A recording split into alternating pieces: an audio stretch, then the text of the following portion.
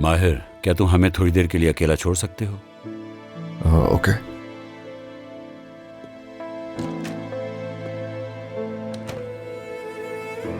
मुझे नहीं पता मैं तुमसे क्या कहूँ कदीर।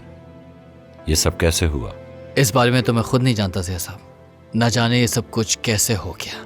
नाज और मैंने, माहिर ने आपस में बात की है। मैं कसम खाता हूँ कि नाज को मैंने कभी भी उस नज़र से नहीं देखा जब वो शादीशुदा थी।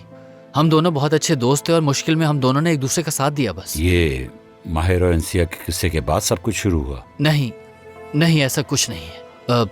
अगर आप ऐसा सोच रहे हैं कि ये किसी इंतकाम की वजह से हुआ है तो ऐसा भी नहीं है। अब तुमसे क्या कहूँ, मुझे समझ नहीं आ रहा। पहले आतिफ से बात करनी पड़ेगी और उसके बाद माहिर से भी। हाँ, यानी जब तुम मुझसे मिलने आए थे तो उस वक्त तुमने ज़रूर सोचा होगा कि तुम मुझसे इस बारे में बात करोगे। सही। वैसे मुझे तुम्हारे रिश्ते पे कोई एतराज़ नहीं, लेकिन हतमी फैसला उसके घर वालों का होगा। बहुत रुको, शुक्रिया रुको, आपका रुको, ज़िया साहब। इसकी ज़रूरत नहीं।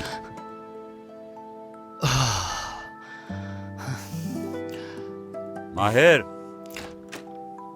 यही हूं नाना।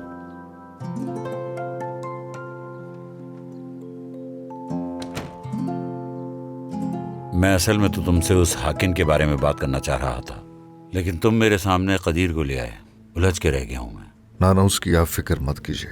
देखो, तुम इस मामले में दखल नहीं दोगे, समझ गए? जब मैं हॉस्पिटल से निकल रहा था तो हारिस आया था, तो तुम प्लीज दखल मत दो। नाना, आपको दूर रहना चाहिए सबसे।